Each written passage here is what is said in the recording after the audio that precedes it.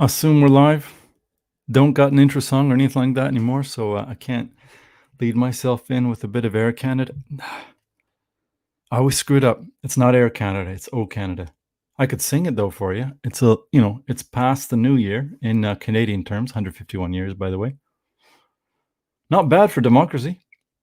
Not bad for democracy. In fact, I guess if you were pretty honest about yourself, pretty honest with yourself or anyone else, it'd be one of the older democracies on the planet right now. At least it's still going. So happy Canada Day to all people from 17 days ago. We celebrated a day early. That's how much we love it. Anyway, today, ladies and gents, I should be singing, like basically getting all this stuff. Hey, just a moment here. I should be singing here and just make sure that everyone's being able to. There we are. Comments. I just wanted to be able to make sure I got that there. Today, I wanted to talk about something just a little bit exciting. Now, I don't see anyone in the stream at the moment, and that may slow down my plans for just starting here. What I used to do was tell a joke. By the way, I was just looking at my door because sometimes my daughter walks in, so I didn't want to make sure that didn't happen. But anyway, I don't think we're going to start with the joke. We're just going to jump right into it. And because except that no one's watching. Why is it that no one's watching? Hey, or wait a second. Let me just double check this here. Channel videos. Just going to go over to my channel. By the way, Fauxtaku Lounge. That's who we are. NFL.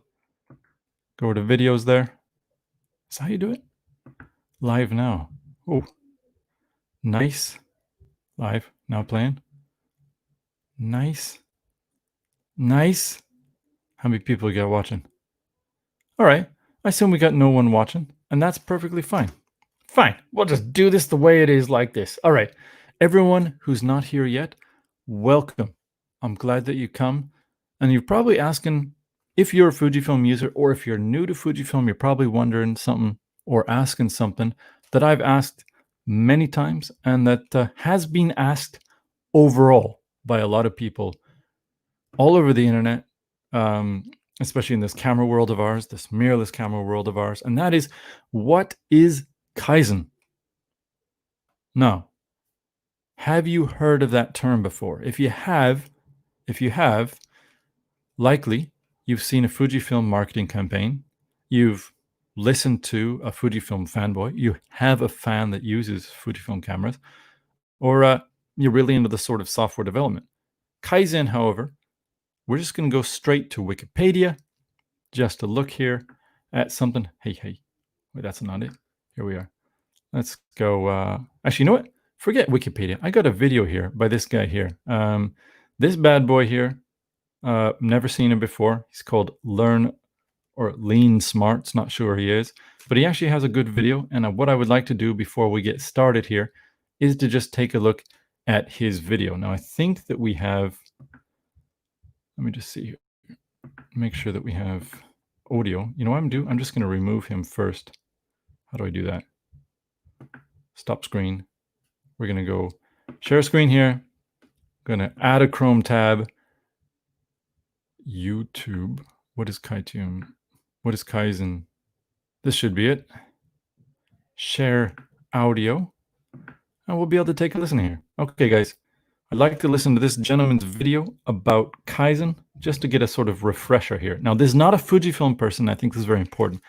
Before we get into the whole Fujifilm aspect of this, I'd just like to get a non-Fujifilm aspect or input about what Kaizen is, because I think it's really important for us to understand. Take it away, whoever you are. In 10 seconds, you're going to see my introduction video to Kaizen, one of many amazing videos at leansmarts.com. Go there now. In this video, I'm excited to start a whole new focus on a new topic, that is Kaizen. Kaizen represents some of the best things that I love and hold dear in Lean, as do many others. It truly represents a rich, lean culture of engaged people that are all solving problems and making things better. So let's jump.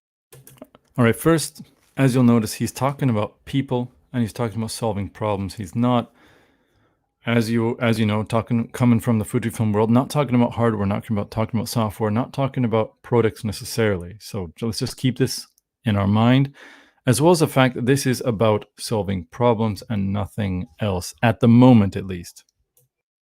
Jump into it first by defining what is Kaizen. Well, Kaizen is actually a Japanese word, and it has two parts.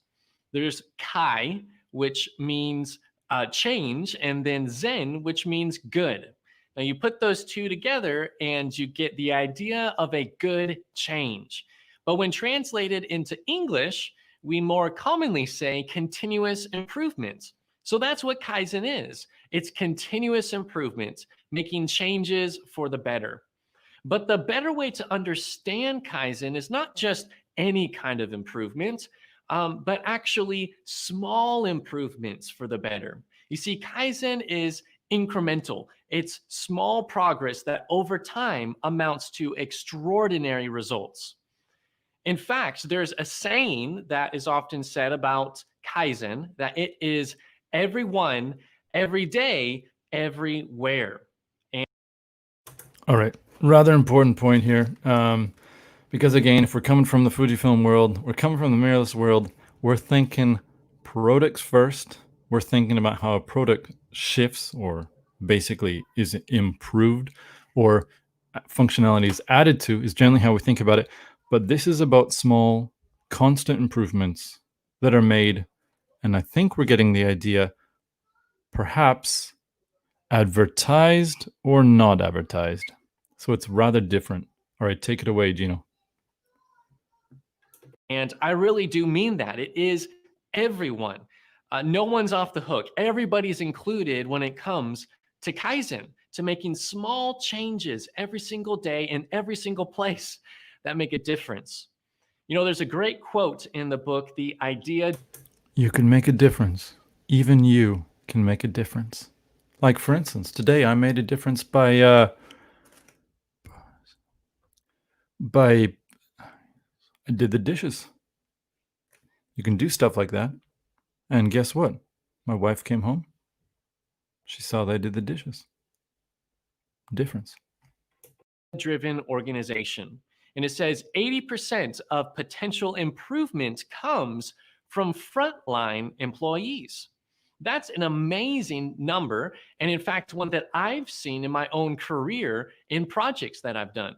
You see, there might be 20% or so of improvement that comes by way of a big project, a management initiative, some technology, maybe some software, but it's actually the contributions of every. All right, I heard it. He said software. That's a trigger word for us, at least for me. So yeah, there we are. You know, I don't think we need to watch this video really anymore. But basically, small improvements. He brought in the fact that it's everyone can do it. Everyone basically has potential by them making, I suppose, making small improvements in their own lives or how they work. You basically get in Kaizen, perhaps both in the workplace. Obviously, he's talking about that because he's talking about frontline employees. Interesting a statistic here, mainly because I think how, I haven't gotten into I've basically explained that there's how we generally think of this from the Fujifilm perspective is software, right? But those things represent not a systemic improvement. Those represent a very narrow part of the system, improving something that then goes basically into the sort of interface area. Now, just a moment here. Gonna drink a bit of beer. Just a second here. Might have a little. Trust me on this. You're gonna want me to silence this bad boy here.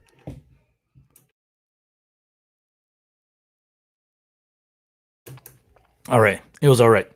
But basically, we have software.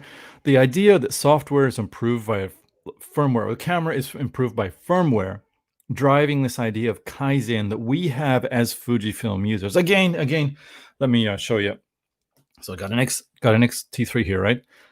So I'm not just a jaded guy who's talking about Fujifilm from the outside, and I'm not jaded, actually, to tell you the truth. I generally think that the idea of Kaizen that we hold on to as Fujifilm fans is pretty damn good. The problem I have with Kaizen is the fact that I think it's always applied to probably most, if not all, Japanese companies that are making products that have some sort of public front line, or they're approaching, well, basically any company. In fact, you know what? Kaizen probably goes all the way out from Japanese companies to Korean companies to Swedish companies to basically everyone. In fact, it goes down to you. It goes down. My daughter, when she first learned how to crawl, she didn't crawl on her knees. She put her hands down and her feet down, just like that. And she was crawling like an animal. She couldn't see where she was going because she couldn't crane her neck up far enough. Eventually, she learned to crawl on her knees so she could see where she's going. That's Kaizen. That's a small and continuous improvement, which is good. And basically that has to be done through everything. That's your education life, that's your corporate life, that's everything. From the manufacturing line, every single company, if they can improve something, they're going to improve it. And not every improvement needs to be public or needs to be advertised. And I think personally that this may be where Fujifilm sort of went wrong. Why do I say that? Well, because they advertised. Here's the thing. Did they advertise it, or did their marketing departments abroad advertise it? Because the first time they had ever heard of the word Kaizen was when, let's say, the Fuji guys or some sort of Fujifilm distributor in North America or Europe or Australia or something like that came across the term. It was in their marketing literature or something like that. And they're like, oh, Kaizen, well, that's pretty cool. Improvements. And they never thought about it that way. Or did it come officially from the top, or Fujifilm corporate in Tokyo or wherever? It's like, you must disseminate the idea that Kaizen is an important part of our company. And why? Because at that time, of course, when Fujifilm came out with their interchangeable lens cameras, 2012, what did we have? Well, we had basically the height of the DSLR, which was something like 10 times the sales of today, which is insane. So mirrorless really was fighting a giant, and I think they had to differentiate themselves as much as possible. Now, we always had firmware upgrades in our DSLRs. If something was wrong, it was fixed. But in general, you didn't have additions of new, what are they called? New improvements or new features. It not only was it probably at that time, just like games used to be. When a game came out for your computer, it was done. Apart from maybe a fix that was something was broken. Like I remember in 1993, Ultima 8, or was it 94? Ultima 8 was horrible. It was so ridiculous trying to jump from you had to jump in Ultima, jump from platform to platform, and they eventually sort of dumbed down the sort of action elements of this role-playing game, which is a good idea. But that was very public, and it was a fix to something that made the game nigh unplayable. But it wasn't a thing that added a new element to the thing. And with the DSLR, you basically had a camera that was ready. And of course, the mirrorless cameras are ready as well, but it's not as programmable. One, your OVF, you're just looking straight through the lens. Two, you don't have as advanced video features, software features. You don't have the ways you can improve your autofocus are minimal. When it came to mirrorless, of course, it was the Wild West. It came about, and basically no one had PDAF at the time. Everyone had really low quality EVFs. Basically, any sort of improvement that could possibly be given to the software made a huge difference in the usability of that camera. Now, we have one person who has given a comment, and that's Mad Dog Morgan. When I had an X-T2, I desperately wanted a longer time on the bulb function. It came in an update. Love Fuji for listening. Yeah, so I don't remember, and it looks like Mad Dog may not be here anymore, but I don't remember exactly when, let me see, remove that. I don't remember when Fujifilm or what the bulb functionality was in the X-T2. I had the X-T1 and I had the X Pro 1. And after that, I had XH1. Basically, as soon as a product comes out, I'm one of the idiots that buys it first. I don't remember what the limitations on it were, but I do remember that there was a whole host of new sort of Kaizen firmware upgrades that came and really, definitely improved the X Pro 1 for sure. But As we know, and as time has gone on, there have been cameras within the lineup of Fujifilm that have basically been left out. Now, why is this a problem? Or well, I guess you can ask a question. This really just raised a question. If you have this idea that Kaizen is really important for your brand, and Kaizen is best expressed through firmware upgrades to give new functionality to your camera, should all the cameras receive similar, or if possible, the same Kaizen updates? Why do I ask this? Well, if you own like a Mac computer or a Windows computer, doesn't matter what you have, they're going to receive the same Windows updates, new features, new security, all sorts of things. And it's not like Windows or Microsoft are a large company, but it's not like they're so massive that they can control for every single variable in a computer. But what they have is the basic feature set that's sent through the software that provides some sort of network or framework for your computer to work flat. And if you have better hardware on your computer, then those features run better. But when it comes to camera makers, and maybe it's not across the board, but certainly for Fujifilm, this became a problem as time went on. That the idea of Kaizen definitely affected some cameras more than other cameras. Why is this a problem? Well, it's because people who owned a camera that didn't get a firmware update or didn't get as many felt left out. And people that owned cameras that did get all the firmware updates, well, they were like, I've struck gold. And sometimes it was even different. Like you got a camera that was, let's say, like the X Pro one, which basically I would consider half-baked when it came out. Came out half-baked. And it was a fun camera. It was, it looked like a classic rangefinder, yada, yada, yada. But then as new features came out, it became a much more usable camera. At the time, people were stoked about that. But, people like me were like, it should have been more usable from the very beginning. But anyway, you got a camera that was way more usable. Then, fast forward several years, let's see, X-T3. And this basically has the guts that's shared with the X-T4, as we know, as well as the X Pro 3. Now, we were promised certain things, or we were suggested certain promises or potential updates that would happen via firmware from places like our rumor sites, as well as there were hints dropped from various executives that we would get certain updates. And we were stoked. Why? Because, for instance, and this is a big problem and has been a problem for Fujifilm for a long time, is focus in low light. Well, this thing has, I think, -3 EVF for autofocus, and it's supposed to be updated to -6, whereas at least we got the impression. And why is that important? Because it has the same hardware as the X-T4 and X Pro 1, which are supposed to basically have be able to do -6 EVF focusing. Basically focus double or triple or even more the amount that they're able to focus in, that the X-T3 is able to focus in the dark, which would make a huge difference for event photographers, even for people that do their starry stuff and they want to focus on that raw. I don't know. But basically, anytime you're focusing in the dark, it makes a huge difference. And that hasn't come. And the Fujifilm X-T3 has been on the market just about 2 years now. It's a camera that's well equipped, has some of the best, if not the best, video output out there at the moment. And of course, X-T4 has added some new features, etc. But it isn't one that, as a former flagship, has received as much dedicated love and attention as perhaps we would like, for sure.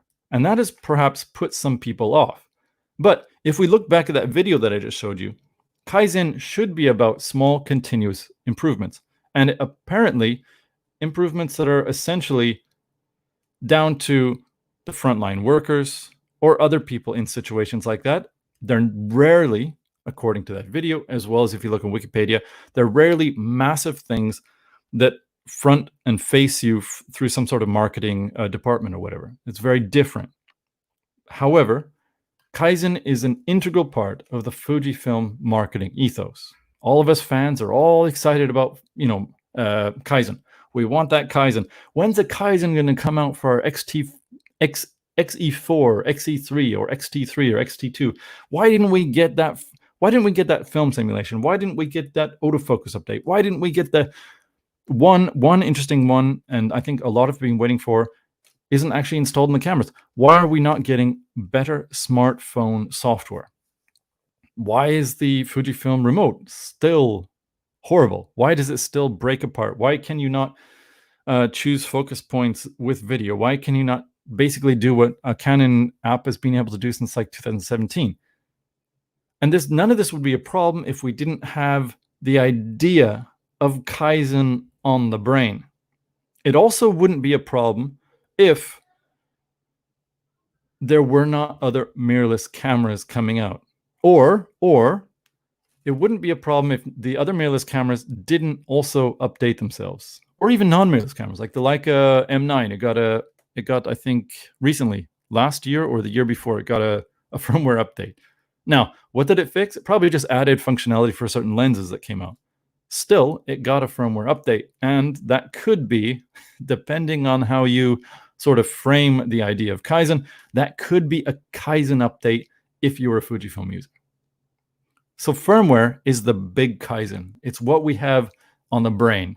It's what we've had on the brain since 2012, or maybe even 2011 when the X100 came out and it needed a whole bunch of updates, and it got a whole bunch of updates to become a perfectly usable camera. That's Kaizen, at least in the Fujifilm sense. But why is it, especially if you're looking at, like, say, I'm using a MacBook Pro right now, and I had an iMac Pro before that. Why is it that Apple are not all gung-ho about talking about Kaizen? Even Toyota, who I think are the first ones to really popularize the idea, why are they not all gung-ho about Kaizen? Well, because every small improvement doesn't matter. Even the big ones often don't matter. You bring out a new product. Even Fujifilm have basically sort of dropped. They haven't completely dropped it, but Kaizen hasn't come through as fast as it had before. And it's not like it needs to. It's not like it needs to. Not as long as the camera is workable, it comes out and it has as much functionality as its hardware has, or it can support. It's great. It's just that there's that marketing hitch that all of us, or many of us, are getting caught up on, which is, why does my camera not have this? Name A to Z. Why doesn't it not have this upgrade or this improvement? Well, there's another person I'd like to look at. Let's see here. I want to go over to, how do I take this off? Just a moment. Stop screen. Like to go to turn off this bad boy here. Oh, by the way, let me just share this screen first. Chrome tab. I'm just going to go to a Google search here. Check this out. Let's see if this is actually showing up here. All right, check this out.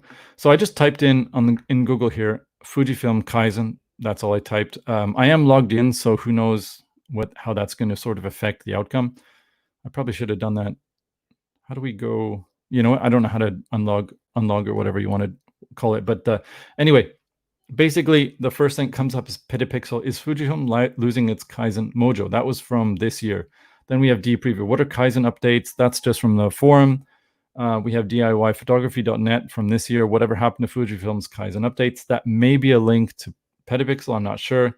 It looks like the same thing is happening. Same link, perhaps, is coming through from D-Preview. The death of Kaizen, change in Fujifilm's update strategy. Not sure when that is from. Fujifilm and the philosophy of Kaizen from Giuseppe Foti. The Fujifilm releases Kaizen updates. Basically, Fujifilm have branded the idea of firmware updates as Kaizen, or perhaps we've done it for them. We've done their marketing work for them. And it's great. We in the Fujifilm world can think of firmware updates as Kaizen just naturally. That's it. Kaizen. Firmware is Kaizen. We can expect a whole bunch of things to be added, even small things. It's Kaizen. It's in their own way. The small things don't change anything, but even bug fix, we can even think of as Kaizen. But that all breaks down, again, like I said, when your camera doesn't get it, even though it has the same hardware is another one, or it has a processing power to add that new firmware, or sorry, JPEG film simulation or something like that.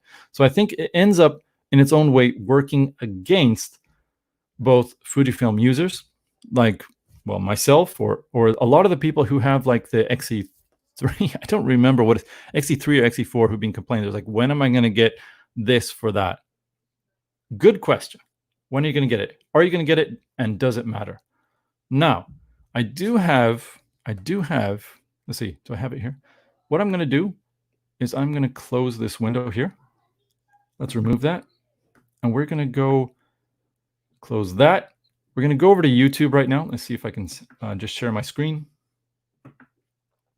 Chrome tab, YouTube, share audio. Make sure I do that so we can hear anyone that we click on. And I am, so you should be able, let me just make sure that I'm seeing stuff. All right, this is locking into my screen. So again, you're just getting stuff that basically I listen to a lot. And you can tell that I don't just care about cameras and stuff. And I don't want to talk about, probably better do this quick. Okay, so I'm going to go Fujifilm and Kaizen. Just type that in, enter. And the first entry we have is what happened to Fujifilm's Kaizen. That is from this year, from D Preview. And then we have, of course, Ken, not Rockwell, Ken. Oh, why did I forget your name, man? We got Angry Photographer, Ken. Oh, man, I cannot believe I remember. You know what? We're going to go to his video. Haven't watched it, but let's just see what he has to say about it, all right? Because I think this is probably going to be perhaps enlightening. Why? Because Deep Review are a reviewer of a whole bunch of things. Now, Ken also reviews Nikon. He even reviews Sony. He reviews Fujifilm. He talks about reviewing Leica. You know, I did a video on that a while ago. Not sure if it's worth it, but Ken is, I think, the prototypical fanboy, at least for sure in the Fujifilm world. He's gung-ho about Fujifilm. He, I think, is dishonest about Fujifilm's weaknesses and dishonest about Sony's weaknesses, and dishonest about Fujifilm's strength and Sony's strengths. He's one of the ones that was saying, for instance, that the X-T3 was possibly as good as the Sony A9 for focus tracking and all that. But I like his stuff. Why? Because he often he mixes his this, whatever this is called, podcasting or whatever, with a bit of philosophy. And he's got that fanboy edge, which means he's not trying to be neutral. And he definitely isn't. He's not trying to be neutral, even if, you know, like, let's say D Preview are also not trying to be neutral, but they are at the same time. They're trying to show that they have some sort of opinion. But Ken is very obviously, he's one of the tribe. Anyway, so let's just go down here. Let's click on Ken's video, and let's take a listen to what he has to say. And then we'll talk about it. All right.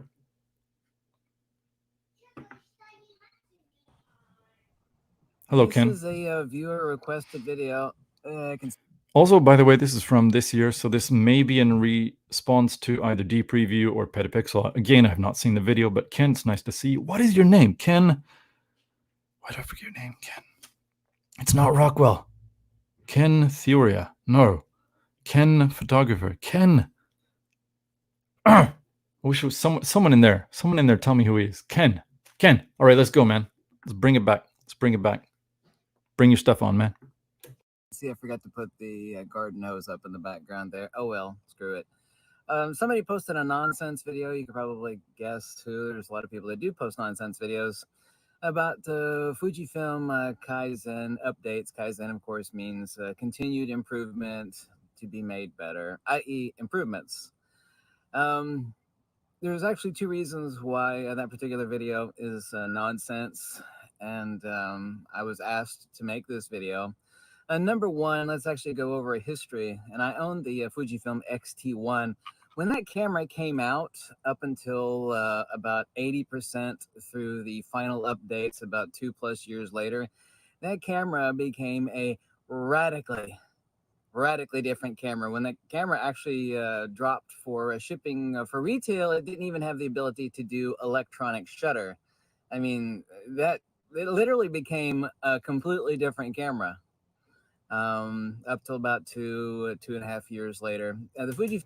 I think probably you should say figuratively. Figuratively, it became a different camera, not literally. But whatever. I'm not a stickler. I'm not a stickler, Ken. I could never go toe to toe with you, man. Probably wouldn't touch your toes. All right, let's go. Fujifilm X-T2 received, in about the first third or half of its history after release for retail sale, a significantly different camera.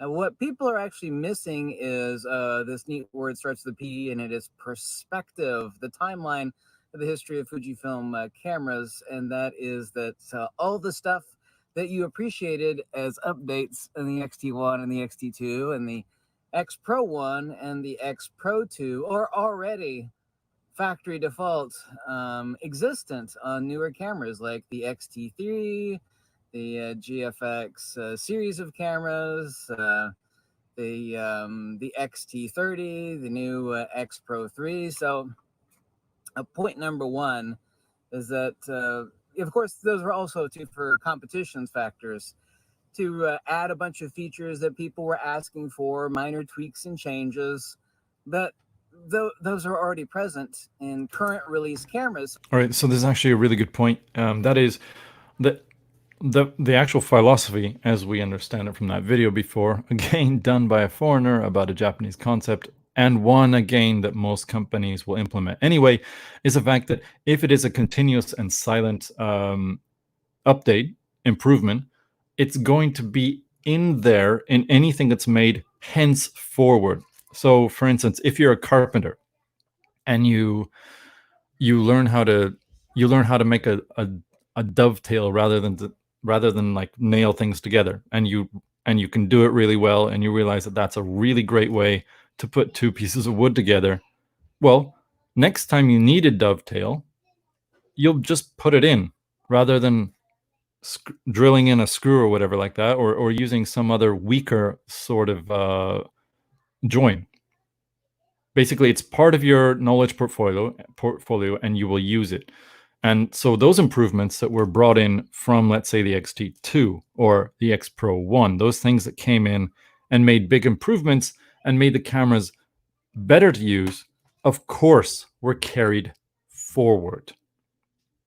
That's a good point, and it's one that people should definitely spend more time thinking about when they start pish-pooing the whole Kaizen thing because their camera didn't get it. So it's not that Fujifilm is not releasing a bunch of Kaizen updates. It's that people lack perspective to see that they're already there on new release cameras.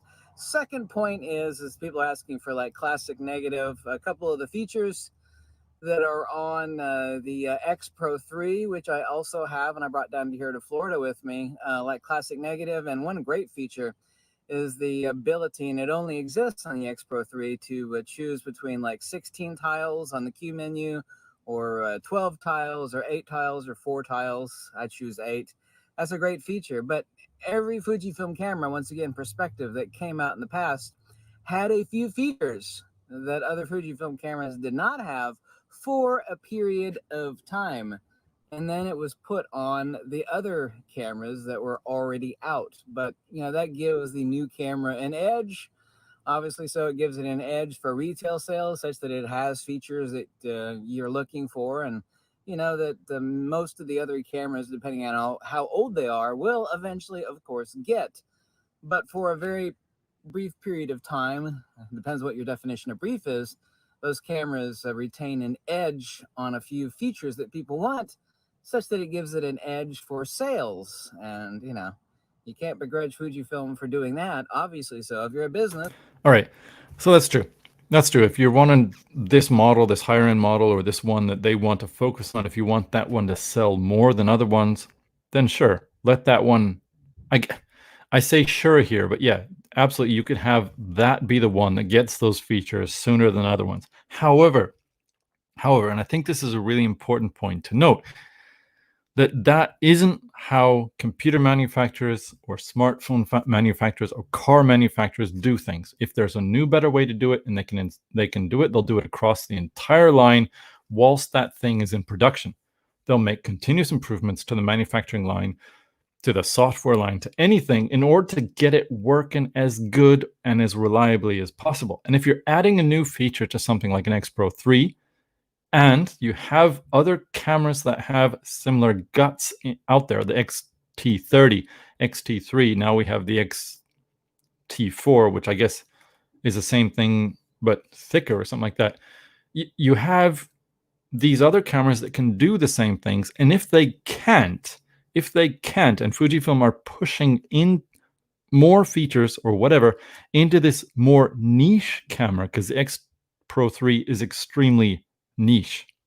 If they're pushing all of that effort into the X Pro 3, then the problem what you have is that the cameras that sell better, that more people are using, and that could more benefit the larger Fujifilm user base are not getting those improvements. And if the platform itself is basically the same, the software that improves the X Pro 3 on a feature set that is shared with other cameras should absolutely go to those other cameras. And that goes down to the X Pro 2, to the XT2, the Series 1s, the Series 2s, and the potential, well, when it happens at Series 4s. Why it doesn't happen with Fujifilm is kind of, to be honest, is a little bit upsetting. Absolutely, we should, if the X Pro 3 gets better autofocusing, yeah, fine, it's new. They want it to sell as much as possible. But it's a niche camera. Fewer people are going to buy it anyway. Those functions should go to the XT30 and the XT3. When the XT4 comes on market, obviously you cannot push into the XT3, which is still in production. You cannot push the IBIS from the XT4 into it. But the firmware, the better software functionality, things like -6 EVF focusing, that sort of thing should go in there. New firmware, new JPEG updates, absolutely those should go in there. And this is a thing, there's been, I can't remember if it's on Mirrorless Rumors or Fuji Rumors or if it's on Canon Rumors, but there's one or two guys there. If you go there, I'm not going to try to figure out who it is. There's a couple of guys there who do, I guess you could call them anti-Japanese bigots or whatever. Not that I really care, and I don't think a Japanese person would care either. But anytime you have a Japanese company, they're always like, that's a country, where fax machines are still the greatest seller. No wonder they don't have this. And that's why all these Japanese camera companies are either failing or their hardware just sucks. That's what they're basically saying. And it's like, that's one, by the way, fax machines are still used. I'm not sure how much they're used. When I was working in a company, yeah, we did use fax machine. One benefit to that is you have a paper trail. I worked with a man who's going to replace me for a while, and whilst I was training him, he was like, I used to work in the States, and one of the big problems we had was we had some sort of software problem that wiped out everything, and we didn't have any paper trail anywhere. That's because people don't print things out. It's all on email, and there's no faxes. So yeah, sure, it's older stuff, and there's a heavier reliance on things like paper. But also when things happen, you still have some sort of breadcrumbs to go back to, and you don't have that, especially certainly in countries that sort of share the culture that I come from. So while the fax machine absolutely is ancient, whatever. Now, does that affect negatively how camera companies operate? Well, possibly, yeah. They're more conservative. However, as you can tell, basically the cutting edge of everything at the moment, it's all Japanese. So the Germans, they're licensing their stuff or getting their stuff from Panasonic, all the internals. And the programming, I don't know who's doing it. You do for a while. Well, the Koreans, Samsung, of course, had super duper cutting edge camera, which, by the way, what was it, NX1? That thing is still, as far as I understand, pretty competitive on the market. But that was basically one camera. We don't have anything like that from China. We don't have anything like that from Sweden, etc. So at the moment, I don't think it's really fair to blame the camera market sales just bottoming out on the fact that Japanese people use facsimile or fax machines. I think that's stupid.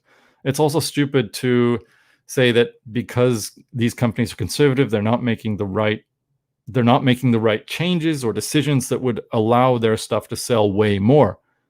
Now, Ken's not making this point. He never would. He's a Fujifilm fanboy.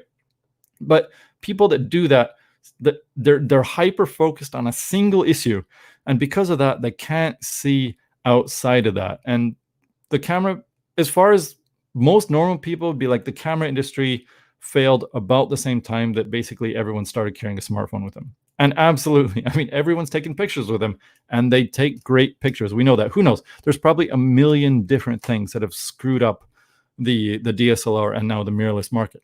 And it's not just that. That is my aside. Ken, come on, let's do your thing now, man. So of course, it's like, well, this came out, now all the other cameras are going to get it. Well, that's going to slightly hurt the sales of that particular new model. So, but if that is what it is, if Fujifilm literally are like, we have this new camera out, we want it to sell as much as possible, we will not give our functionality to a lower end or another camera on the same level that's like a different niche. If we don't do that, then this thing's not going to sell. If they do that, that's cynical and it's rubbish. If they have similar innards, the software, and Fujifilm are a massive company. Sure, maybe the camera portion is not that big, but they should definitely, in this day and age, in current year, Mr. Trudeau, they should absolutely be putting more focus into their software so that you get multiple machines that share the same innards that have equal access to the best and newest sort of features that are basically brought to the camera via software updates. So this idea that something has to sell better, and in order to make it sell better, you have to just give it the best features and keep them away from other cameras, I think that's rubbish. That's rubbish, and it's like the worst of capital cynicalism. Cynicalism? Not syndicalism. Cynicalism. That's a word. Today it's a word. All right, take it away, Ken. These comments and the mentioned video, which I won't name, lack perspective on the history and what is actually going on. All the stuff, where are the updates? Oh, you mean the updates that are already in the new camera that just came out? It's like all those updates that you kept getting, 2-3 years in the past are already found on the new camera. I don't think that's what people are complaining about, though. People aren't complaining about like improvements to, as what was said earlier on here, Mad Dog, when he's like, I desperately wanted a longer time on the bulb function and it came in an update. I love Fujifilm for listening. Awesome, isn't that? Yeah, well, obviously that's going to be in the newer cameras. We're not talking about that. And I don't think the people in that video, I have no idea even what you're talking about. That's probably not the things they're talking about. They're talking about the things that are brought to a new camera in a shared platform that are not then shared with the other. So I think that at this moment, the perspective lacking at this time is on your side, Ken. Wheeler. It's Ken Wheeler. I got it. Dude, finally. I wish I could go back. It's Ken Wheeler. Welcome, Ken Wheeler, to the Fauxtaku Lounge channel. It's kind of like when a company starts up. Now, Fujifilm obviously didn't start up with the X-T1, but as far as their digital cameras, the X Pro 1, X-T1 were essentially kind of their startup cameras. All major companies that come out are very successful. They do all these major updates, and then after a while, the updates become very, very smaller and smaller because you're getting closer to perfection. Not that perfection is attainable, but you're a lot closer to perfection. It's like, what are we going to do to improve something we've already improved about? Well, what you do to improve something you've improved 1,000 times is when you bring out a new feature that people want that makes the camera more usable, that is possible with that hardware, you bring it out so that the people that are using that hardware can take advantage of that hardware to its full effect. So if I were still doing events, but of course, as we know, the whole corn-fed thing happened, and my event photography business is just basically gone. But back then, I have tried to use the X-T3 in dark situations with what are they called? well, with flash, etc., but at events. And one thing that even in kind of low light, but not super low light situations where you still have some sort of direct light, but it's low, even then, this thing doesn't focus as reliably as, and this is embarrassing, X-T3 here, 2018, as, and this is embarrassing, like I said, a Canon 5D Mark II with a 2.8 lens or 1.4 lens, whatever you want. This thing in moderate low light is more accurate and more reliable. The Fujifilm pulses more and it takes longer to get to the point. Now, if you go to very low light, absolutely the Fujifilm is more capable. But in the super low light, you lose your autofocus. Absolutely, it doesn't work. So at that point anyway, in between the super low light and the darn low light, like the low light you can still manually focus, but you need some help with the DSLR, the X-T3 isn't necessarily any better than a 5D Mark II from 2008, which you can still manually focus to get essentially the same sharpness of an image. One of the reasons why you'll get the same sharpness is the X-T3, I don't know if it loses its PDF or what happens, but it almost looks like every single shot is misfocused, even though it's confirmation with the green box. Even if I put it on a tripod and I zoom right in, it's never quite sharp. With so in the same situation, for instance, I used previously, back when my event business was booming, I was using two Leica M10s. And one of the benefits of the Leica M series is, of course, that you have that OVF that is not darkened or lightened by the lens you put on.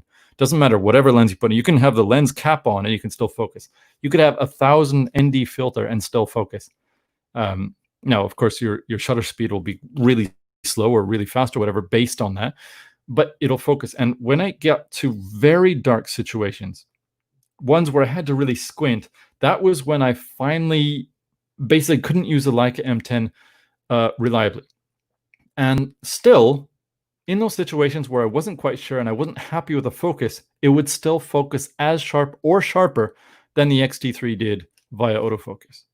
Now, would the X Pro 3, with those -6 EVF firmware improvements, if that came to the X-T3, would suddenly the X-T3 be as usable as the Leica M10 in those dark situations, or would it be more?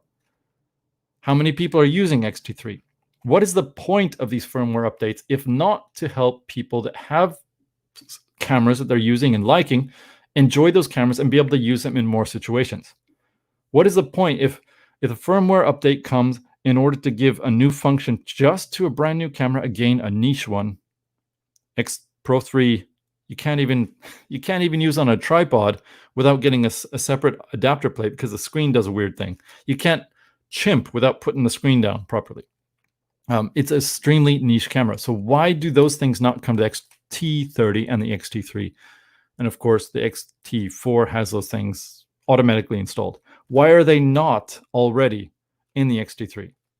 And previously, before the X-T3, why were they not in this camera or that camera? When people are complaining, it's not just because they want the new thing. It's because it's possible. And because it's possible, it should be, well, it'd be advantageous for Fujifilm to install it in the cameras that have the same capabilities. Again, I could say this a million times, and this is a big problem. And I think, Ken, at this point, you have lost perspective on this thing. I understand that you're a much bigger Fujifilm fan than I am. I'm basically just a user. I've stuck with them for a while, since 2013. And I know that you're one of the champions or evangelists or whatever you want to call it. But I think at this point you're unreasonably sort of championing Fujifilm in this instance. So, but anyway, let's hear what you got to say after this. 1,000 times. You obviously get updates to fix errors and issues as every other camera company does, but what else can you add that you haven't already added? So maintain proper perspective. Yes, thank you so much. And listen, Ken, listen to what people are actually saying when they complain, or when maybe not complain, but when a person is saying, "I wish this had that," Please don't listen to things that maybe they said 3 years ago or 4 years ago or last year. Please listen to what they're saying at base. Are they wanting this camera to become a new camera, or are they just wanting it to go up to par with the new thing that came out? And their only choices at the moment, by the way, are to buy the X Pro 3, which they may not like anyway, or to slog it on with the X-T3 that doesn't have that functionality, that is then competing on a marketplace that perhaps, for instance, Canon's EOS R is supposed to focus down to -6. Pardon me just a moment. That was nasty. It's supposed to focus down to -6 with a 1.2 lens. I don't know with a 1.2 lens what the Fujifilm can focus down to. But when I borrowed the EOS R, it definitely focused better in low light than the X-T3 did, and faster. However, interestingly enough, the Canon 80D in moderate low light, again, okay, so what I mean by moderate low light is it's not dark enough that you really have to squint, but it's dark enough that there's no direct light. So you're basically getting reflected light. A good example, and I will eventually do a video on this, is the entryway into my house where the above light is off, but the lights. So I have a house like you come in. I don't know. Let me see. What can you guys see here? Here's my house. Entryway's here. You come in this way, and up here is what's called a maintenance space. It's about 1.5 meters wide. So I've got 2 bicycles up here. There's one light here. Far side is a door over here. And then on this side of the wall is a couch. And then there's a light in the middle, and there's a TV.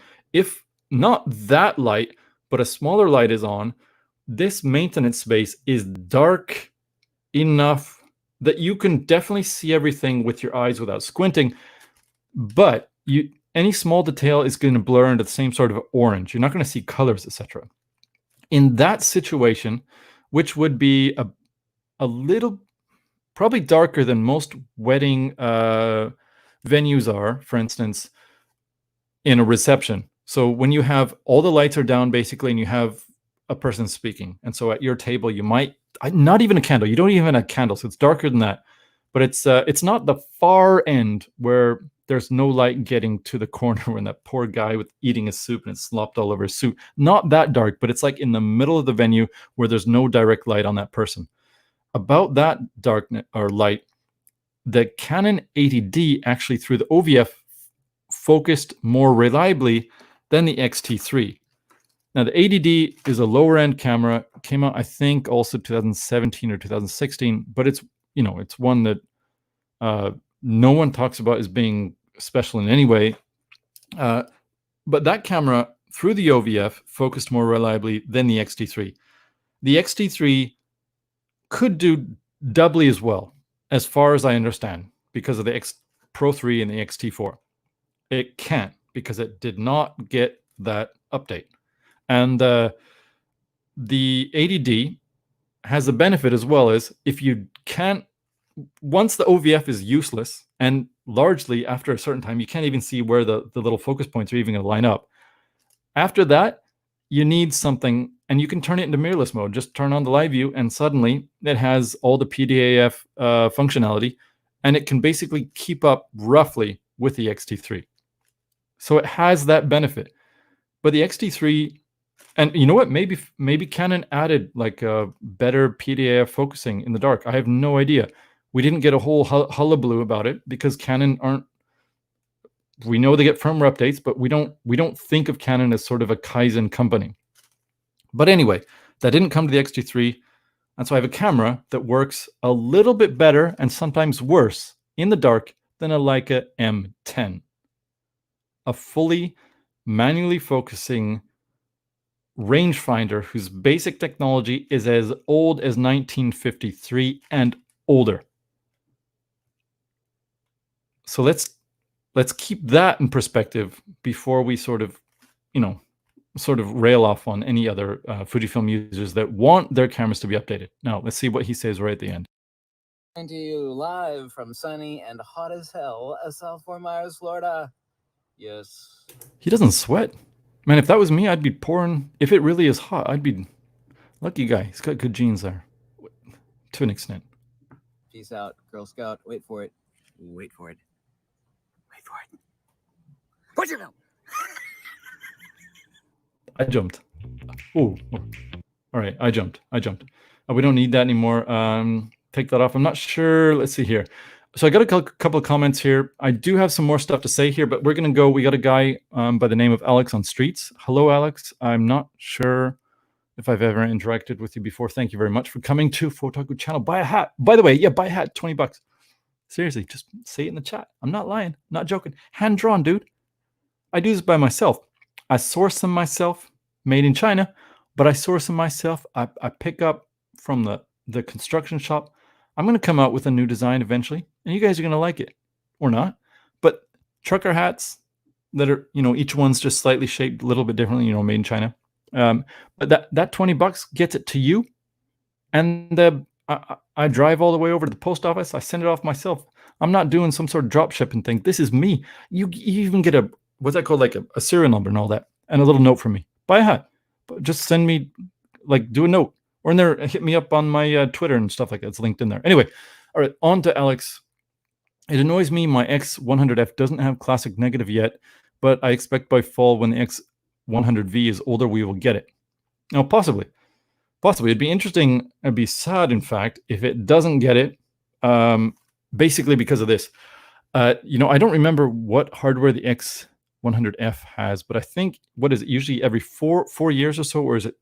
No, because if it's 5 already, every 2 years comes out the X100 series. So that would be already XT3 innards, isn't it?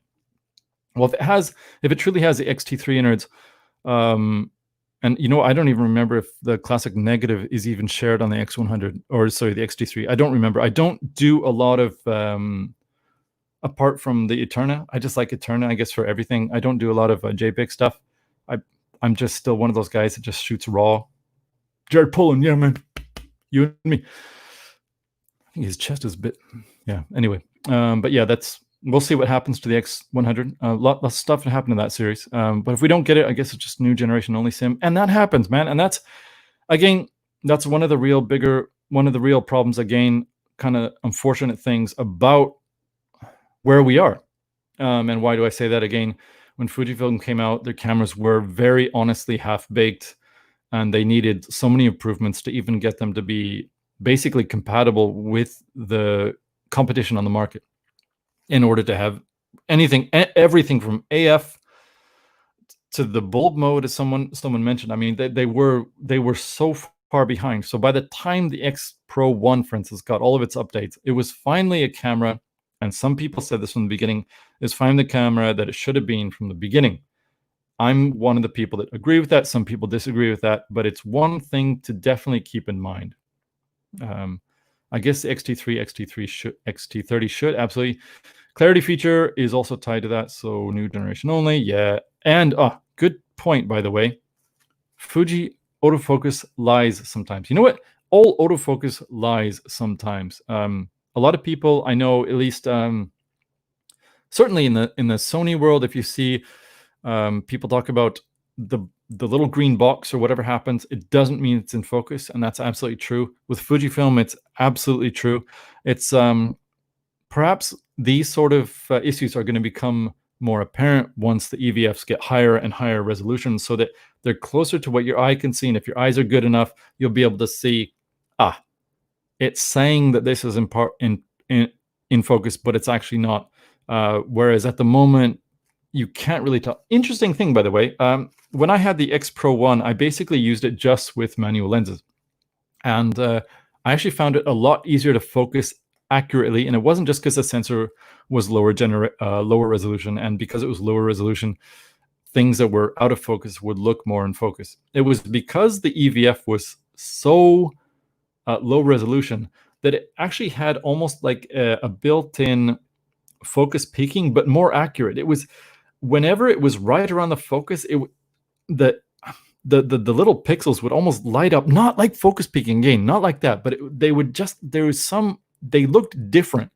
And so you could definitely tell what was in focus. And once the EVFs got higher resolution, you couldn't see that. But when it comes to autofocus, it's a little bit different. And yes, absolutely, I get a lot of false positives with my XT3. I assume it's the same as is being said here by Alex on the streets. absolutely, that happens. Martin, what up, dude? Hey, good to see you, man. Always pleasure. Yeah, nice chat. Keep reading though. Lol. Not sure what's going on here. But also XT1 got classic Chrome, right? I don't know. Honestly, and I've only used classic Chrome just a couple times. Seems like a pretty decent, or at least interesting sort of film simulation, or as what's her name, Chelsea Northrup says, what's it called? Photo filter. Yeah. You can always tell. You can tell. I'm not. Listen, I'm not a Fujifilm fanboy.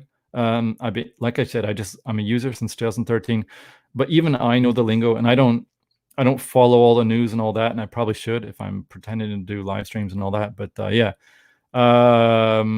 good point, by the way. So some things that were introduced on the XT2 that were things that Ken Wheeler would think are things that are not necessary to filter down, did filter down to the XT1. That's cool. Also, autofocus lights on Ricoh GR3 sometimes too. So we got a double user here. That's pretty cool. Obviously, I'm using Canon as well. I've been a Leica user for a while. By the way, I'm no longer. Yeah, the whole cornfield thing basically destroyed my event business. So I no longer am a Leica owner, except for lenses. That's a real shocker to me. It's a bugger. But yeah.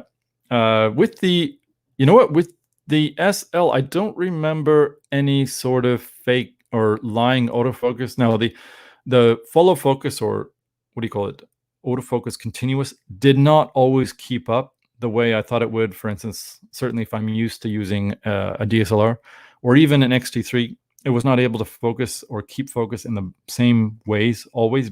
But I had way fewer focuses that were wrong when it said that it was in focus. So that is something to keep in mind. Now, did I have anything extra to mention here? I did. Let's see here. I did basically want to. We're going to wind this thing down. But basically, does it still matter when all mirrorless cameras? Now, I'm talking about Kaizen here, and the idea where firmware updates are basically the norm. Olympus do it, Nikon do it, Canon do it. Those Nikon Zs and the Canon Rs have probably received as many updates and as important of updates as the X Pro 1 did, or in that era of Fujifilm cameras. But they've, of course, been much higher level. And I don't mean higher level like better. I mean like the X Pro 1, in some ways, it seemed like it was a camera that was coming onto market and it was just bare bones, and they were building up the firmware as the camera was in market. So not exactly like that. But there have been so many low-level improvements to even the EOS R as well as the Z that they really don't resemble the same cameras that were released right after market. Absolutely incredible. Now, there's certain things you just cannot fix, and those things are obviously going to be fixed in the EOS R6 and the EOS R5, right? But every mirrorless camera and a lot of DSLRs, certainly now as they're becoming more and more programmable, and that is also a key thing. Mirrorless cameras are way more programmable than DSLRs. DSLRs are hardware locked. You cannot upgrade the OVF. You cannot upgrade the way it's seen. You cannot upgrade the autofocus in the same way. The PDF is on a separate sensor, is off the sensor, goes through the OVF, goes through a mirror. You can't upgrade that like you can in a mirrorless. You can fix bugs, essentially. It's like, it's more like a Nintendo versus a PC in a way. I guess I think that's a very good analogy. Your Nintendo has a cartridge, you plug it in like that. You can't get a fix for the game. Whereas your PC, you can get a firmware update from the internet. Of course, different generation, but whatever. I think the analogy sticks. But when all mirrorless cameras are doing that, and most of them are not advertising the fact that they do have Kaizen, not only in the firmware department, but in the hardware department. Like, for instance, here's a good example, and this is not I don't actually consider this a real improvement, but I'll show two same lenses, by the way. This is a Canon 24-70. I'm not here. Let's see. Can you see this? All right. This is the first generation Canon 24-70. In fact, when I say first generation, it's not like the version 2 that has 2 on the lens. It literally is the first version after the 28-70. If you'll notice, this AF on switch is like the old USM switch. But the same lens several years later came out with the updated AF on switch, or AF and MF switch. If you can see them side by side, it's probably better. From the side, this one sticks out a bit. That one, this one doesn't stick out. This one does. I actually like using the older one better, but this one provides more purchase. It's actually in some ways a little bit easier to do, but it's also not as easy to accidentally nudge into or out of manual focus or autofocus. So yeah, got a question, by the way, from Alex on the street. Yes, I am a Leica. Well, sorry, I was a Leica user until last week. I had used Leica cameras for my event business since 2015. My event business was like embassy powwows, corporate meetups, audiophile get-togethers, award ceremonies, proms, and stuff like that. Yeah, so I had always used it. I found that the Leica was as fast as a DSLR, basically, as long as you're trying to get like, when I'm doing an event, I'm not trying to get like the just razor thin depth of focus. When it's like a corporate event, something like that, where you want to get this person meeting this person, and you want to get the group together. But when it came to it, basically, it was just basically stick your Leica in the right focus area, f5.6, got your flash, and the Leica. A lot of people, they're like, "Come on, man, I'm not going to bring spirit into this or soul," but the Leica is smaller, and also mirrorless cameras are small or smaller, but the Leica has better battery life than them. You don't have a darkened EVF or OVF. It doesn't start to chop like when the lights go down or anything like that. It was just easier to use, and I'd use them from 2015, which with the M240 and then the M10, and now my event business basically got destroyed by. If you build it, he will come. The C dot thing, that you're not supposed to mention, I guess. That basically got destroyed by that, and I no longer own Leica cameras. I had to sell them. But yeah, I've been a Leica user since 2015, and they're awesome. They were awesome. Sorry. Let's see. Thinking about the M6. Never used the M6. I have an M2 still, so I don't have a digital anymore. Sorry. No experience with the M6. No experience with any of the electronic Leica film cameras. Wait. Actually, I had an SL. The original SL was called SL. I have the SL2, and that had a battery in it for the meter, I think. So I had that. Awesome camera. Huge viewfinder. But it's an SLR, and that's not the one you're talking about. But yeah. Anyways, where was I, man? You got me all distracted here. Anyway, I got it. That lens, the 24-70 that I showed with the Canon, obviously they made changes to the hardware itself in the same lens generation that they thought were improvements. And I've never seen a lot of people talk about those differences. Maybe there are, but essentially it was a continuous improvement that was minor, that they thought either would bring that 24-70 up to date with its other contemporary lenses, or was something that they thought would be better because you wouldn't accidentally nudge it as much when maybe you're doing action, etc., and suddenly you've lost your autofocus, which, by the way, Canon's autofocus it's in another league. It is in another league. XT3, when it's working, everything's working properly, it can sometimes be instant. However, it's never smooth, not even once. With a Canon, it'll be instant and smooth. It won't go like that. And the other thing, again, going to complain about the same bloody thing, and this is something that they could improve with their firmware, but they don't, and they never will. The aperture chatter, I don't know if I can get it to happen in this room. Let's turn this thing up to ISO 12,800. Turning this on auto exposure. I'm not sure it's going to happen because it's going to want to have. Actually, yeah, the aperture is still closing. You can't really see it, but the aperture, you can't see it. This is pointless. But the aperture chatter is basically they modulate the brightness that comes through the EVF, not via gaining up or down the sensor or the processors. They do it by shutting down the aperture and then opening it back up. And if you have the aperture set to 2.8 and you're outside, the camera will constantly close it down to f11, f5.6, f8, depending on the light around the camera or in the scene that you're shooting. And so you'll have a constantly changing depth of focus from really, really far out that's close to what your eyes see to really shallow, like what the lens would see at like 1.4 or whatever. And I don't know if it's that, but whenever you hit autofocus, it has that to deal with, changing the aperture back to taking aperture.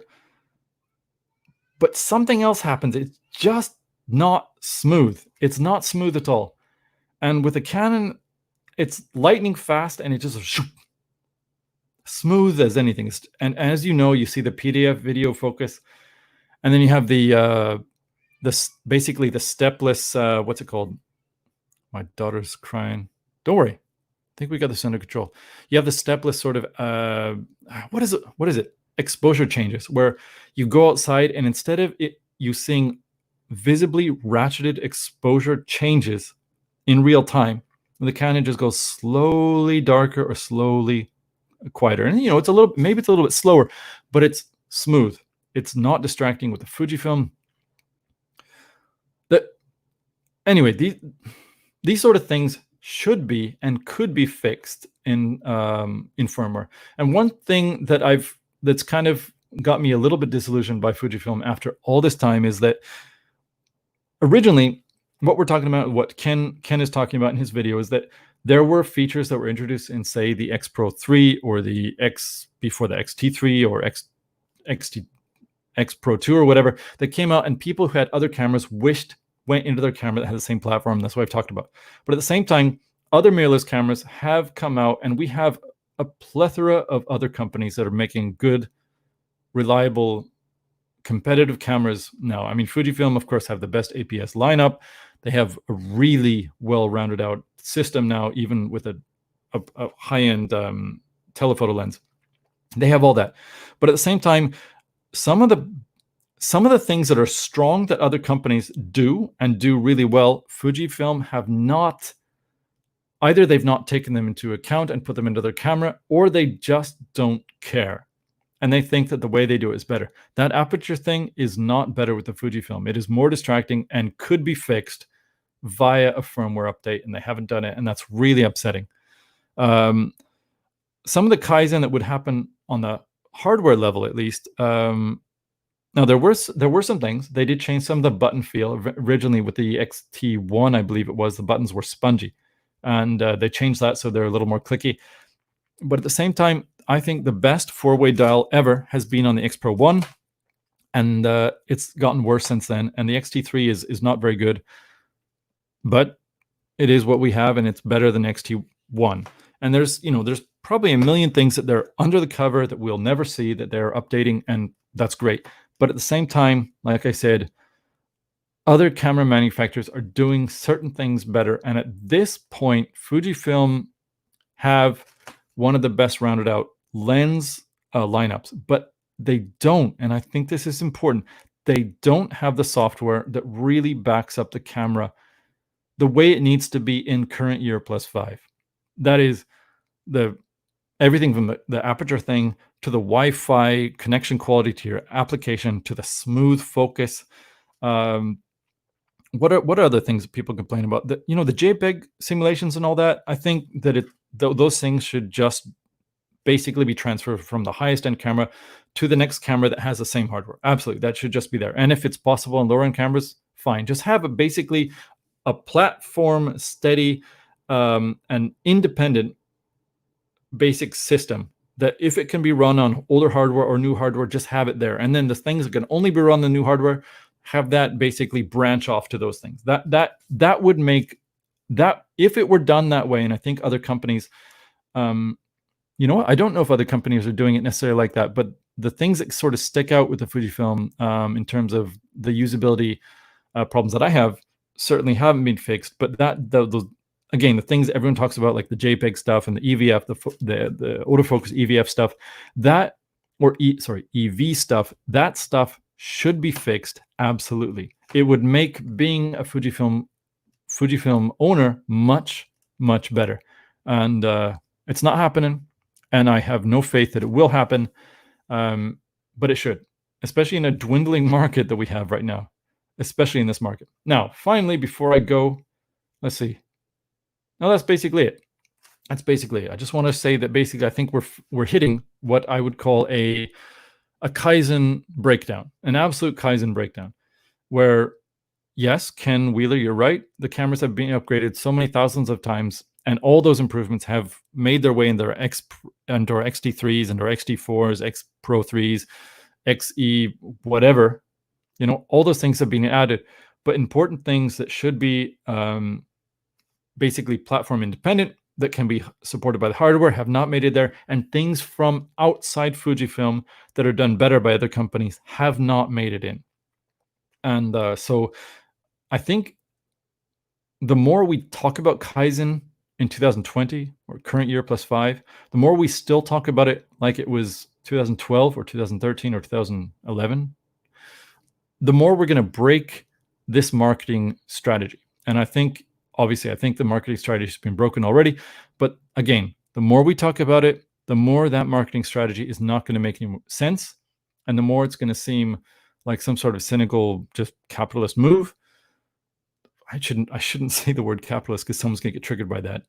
But yeah, it's just going to seem cynical, and it's just going to be a shame next to anything that's in the market, next to other Fujifilm cameras, etc. But anyway, we got a question here. Thing is, they don't even need to do a firmware update to the camera themselves. They have Fujifilm X RAW Studio program, and you can apply the film simulation to the RAW after the fact, so long as they allow. Yeah, I've never used that software, and I know that, is that the one where you connect it, I think, to, this is from Alex on the Streets, you connect it to your computer, I think, and then you can do the things in the computer and it transfers, or to the camera, something like that. Like, I've never used it. It would be better if it was in the camera. Absolutely, it would be better if it was in the camera. But I mean, if they had to do some sort of workaround, yeah, fine. But absolutely, that should be in the camera. Now, which do you prefer in terms of output, 5D Mark II or X-T3? Interesting question, DR. So now, obviously, by the way, you're actually you're basically foreseeing something that I am actually working on at the moment, which is a comparison between the two for everything, between autofocus, reliability. Obviously, reliability of autofocus is not going to be as good on the 5D Mark IV. It's older. It's using OVF, and there were a lot of improvements in the autofocus to, say, the Mark III and Mark IV. And the Mark IV is probably more reliable than the X-T3 in general. Now, it can't focus to the sides, only in the center, but in the center, it's absolutely as reliable or more reliable than the X-T3.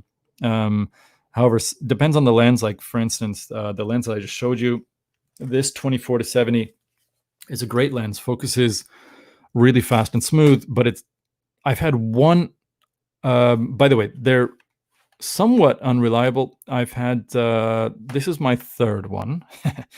I've had two that have aperture problems. That one down there, that has aperture problem. I have to replace that. Be doing a video about that. And the other one I was running, and then one day, just out of nowhere. Now, of course, it's a 20-year-old lens. So when I say it's not reliable, these are lenses that are no longer even in service by Canon.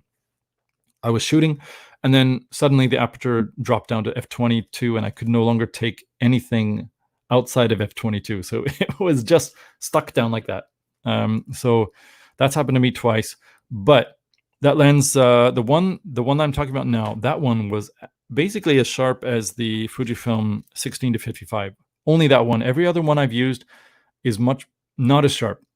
So it depends on what you mean by the output. Now, some of the lenses, like their cheapo Canon 50 1.8 is as sharp or sharper than the equivalent Fujifilm 35 1.4. It's also much cheaper. The 50 1.4 is at f1.8 probably as sharp or sharper than that, and at 1.4 is a little bit less sharp, but that lens, is covering a bigger sensor, and it goes down to 1.4. When it comes to, JPEG simulations, the 5D Mark IV, I haven't done the whole Magic Lantern or whatever that is. I haven't done that, so I don't know if they add some cool JPEG simulations or filters or whatever you call it. So I'm showing the fact that I'm not a big Canon user. I don't know about that. But as it stands in a sort of a stock 5D Mark IV, the The metering is very good, by the way, extremely, extremely good. But the white balance, I think, is better on the Fujifilm, and the Canon seems to be more. It's almost like it's not. It's a CMOS sensor, but it seems to be more like a CCD sensor. So it's really contrasty, which I don't like as much, but some people might. And of course, the 5D Mark IV doesn't have the dynamic range. You can't pull the highs down. The X-T3, I can probably pull highs down by 50% and still have detail in there. And the 5D Mark IV or 5D Mark II, no. In high ISO, there's banding within the 5D Mark II that you can see for sure. But considering it's a camera from 2008, and considering all the people for years who've been like, these little cameras are as good as full frame and they're so much better than my da-da-da-da-da.